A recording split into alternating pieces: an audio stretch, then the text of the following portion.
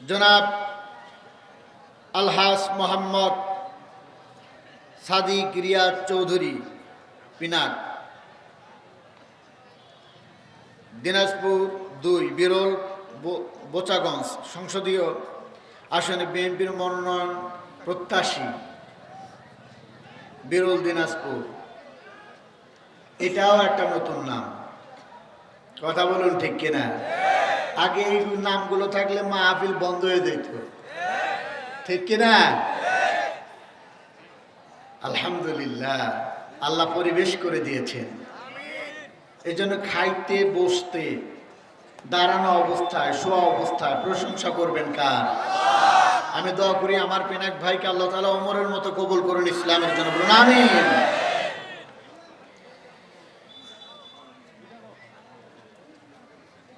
আজকের মাহফিলের বিশেষ মেহমান জনাব মোহাম্মদ বাবুল হোসেন, আল্লাহ তাআলা আমার ভাইকে দিনের জন্য কবুল করুন, বলুন আমিন। আছেন জনাব মোহাম্মদ সুলতান মাহমুদ, আল্লাহ তাআলা কবুল করুন, বলুন আমিন। আরও রয়েছেন জনাব মোহাম্মদ রফিকুল ইসলাম সাহেব। আজকের মাহফিলের সহসভাপতিত্ব করছেন অত্র অঞ্চলের জননন্দিত ব্যক্তিত্ব জনাব আলহাস মোহাম্মদ ইয়াসিন আলী সাহেব। আল্লাহ তাআলা মুহতারামকে হায়াতে তৈয়বা দান করুন, বলুন আমিন। যতদিন বেঁচে থাকবে ইজ্জত আর সম্মান নিয়ে বেঁচে থাকার তৌফিক দান করুন, বলুন আল্লাহুম্মা আমিন। অনেক আমন্ত্রিত অতিথিবৃন্দ রয়েছেন, আল্লাহ তাআলা সকলকেই ইসলামের জন্য, দ্বীনের জন্য, কোরআনের জন্য কবুল করুন, বলুন আমিন। আজকের মাহফিলে প্রধান বক্তা গোটা বাংলার আলোড়ন সৃষ্টিকারী, যার একটা নজর দেখার জন্য শত শত যুবকরা আগে এসে বসে আছে। একটা নজর শুধু আসিফ ভাইকে দেখব, তাই না? আপনার লোক আসিফ ভাই গোটা বাংলার আলোড়ন সৃষ্টিকারী, যার এক নামে গোটা বাংলাদেশ চেনে। গোটা বাংলাদেশ না, বাংলাদেশের ভাষাভাষী পৃথিবীর যে প্রান্তে আছে আজকের মাহফিলের প্রধান বক্তাদের চেনে। আমার প্রাণপ্রিয় ভাই, বর্তমান সময়ের আলোচিত উদীয়মান তরুণ বক্তা আবরারুল হক আসিফ সাহেব, আল্লাহ তাআলা আমার ভাইকে গোটা দুনিয়ার জন্য কবুল করুন, বলুন আল্লাহুম্মা আমিন। আজকের মাহফিলের আমার পূর্বে অত্যন্ত প্রাঞ্জল ভাষায় কথা বলেছেন আপনাদের অঞ্চলের জননন্দিত ব্যক্তিত্ব হাফেজ কারি মোহাম্মদ আল মামুন ভাই। অত্যন্ত গুরুত্বপূর্ণ কথা বলেছেন, তার বিষয়ের যে টপিকগুলো ছিল অত্যন্ত দামিয়ান টপিক, অত্যন্ত সুন্দর সাবলীল ভাষা আলোচনা করেছেন।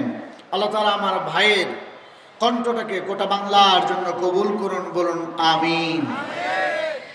প্রাণ প্রিয়, এটা বিরল, তাই না? বিরল ভাষা আমি জানতে চাই আপনারা সবাই কেমন আছেন? আজকের মাহফিলে আসতে পেরে, বসতে পেরে খুশি না বেজার? কম না বেশি? আলহামদুলিল্লাহ। আজকের মাহফিলের জন্য অনুমতির জন্য কারো কাছে যাইতে হয়েছে? কারো কাছে অনুমতি নিতে হয়? কারো কাছে যাইতে হয়? এই পরিবেশ করে দিয়েছেন কে? জোরে বলুন কে? এর জন্য দল মত নির্বিশেষে পড়ুন আলহামদুলিল্লাহ। রব্বানা লাকাল হামদ হামদান কাসীরান তাইয়িবান মুবারাকান ফীহি। আল্লাহুম্মা লাকাল হামদু কামা ইয়ানবাগি লিজালালি ওয়াজহিকা ওয়া আযীমি সুলতানিকা। প্রশংসা আদায় করলাম কার? প্রশংসা আদায় করলে খুশি হয় কে? আমরা আজীবন প্রশংসা আদায় করতে চাই কার?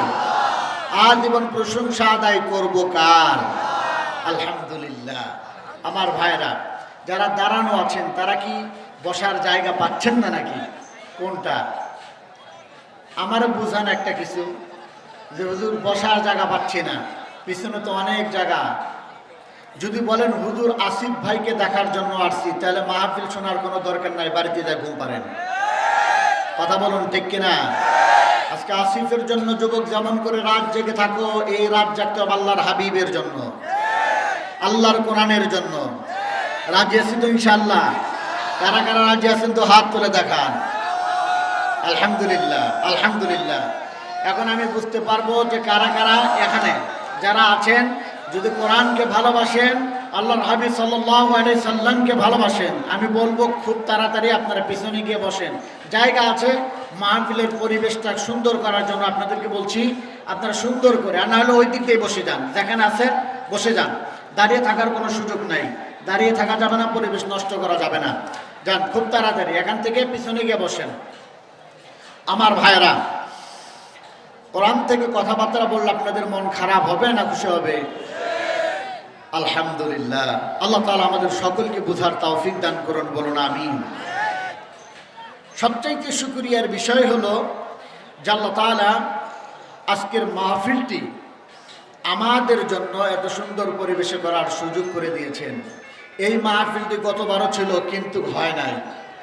কথা বলুন ঠিক কিনা? বক্তা আবরারুল হক আসিফি ছিল, মাহফিলটা করতে দেওয়া হয় নাই। কারা করতে দিল না?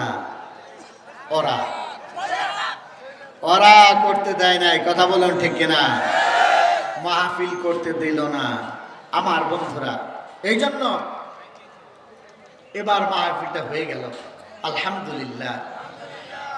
এইরকম অসংখ্য মাহফিল আমার চোখে দেখা, মাহফিলের সমস্ত আয়োজন কমপ্লিট। বক্তা আসবে, চলেও আসছে অনেক দূর, প্রশাসন দিয়ে পুরো মাঠ বোঝাই হয়ে গেছে। কি সমস্যা? মাহফিলের উপর 144 জারি করা হয়েছে। আমি বুঝি না, কোরআন শুনলে যাদের শরীরে চুলকানি বাড়ে, এরা মুসলমান থাকে কেমনে? কথা বলেন ঠিক কিনা? এরা মুসলমান হয় কেমনে? আহা, কোরআন শুনলে মুমিনের ঈমান বাড়ে। কথা বলুন ঠিক কিনা? আর মুনাফিক আর কাফেরের জ্বালা বাড়ে। আপনারা কি মুমিন হয়ে বাঁচতে চান? আলহামদুলিল্লাহ। তাহলে কোরআন শুনতে হবে ইনশাআল্লাহ। আমার বন্ধুরা, আমি জানি আজকের মাহফিলে, আমি ধারণা করছি আজকের মাহফিলে দল মত নির্বিশেষে সব শ্রেণীর মানুষ আছেন। বিএনপি আছে, চরমনায় আছে, জামাত আছে, তাবলিগ আছে, পাবলিক আছে, হেফাজত, দেওয়ানবাগি, কুতুববাগি, আটরশি, সব ঘরানার মানুষ আজকের মাহফিলে রয়েছেন। কিন্তু আমি আপনাদের কাছে বলতে চাই, একটা কথা আপনাদেরকে শুনিয়ে দিতে চাই, আমাদেরকে যে সিদ্ধান্তটা নিতে হবে, আজীবন শুধু কোরআনের মাহফিল রাত জেগে জেগে শুনলে হবে না বাস্তবায়ন করতে হবে? জোরে বলুন, বাস্তবায়ন করতে হবে কিনা? ও বাংলার তাওহীদি জনতা, মনে রাখতে হবে, আমাদেরকে একটা সিদ্ধান্ত নিতে হবে। বাজার ঘাটে, রাস্তাঘাটে, সব জায়গায় একটা আন্দোলন করতে হবে। গোটা বাংলাদেশ একটা স্লোগান তুলতে হবে, সেটা হলো, আমরা সেকুলারিজম দেখেছি, কমিউনিজম দেখেছি, ন্যাশনালিজম দেখেছি, বাপের শাসন দেখেছি, মেয়ের শাসন দেখেছি, আর কার শাসন দেখতে চাই না। আগামীতে আমরা কোরআন সুন্নাহর শাসন বাংলার জমিনে দেখতে চাই। কারা কারা দেখতে চান দুহাত তুলে আল্লাহর দেখা।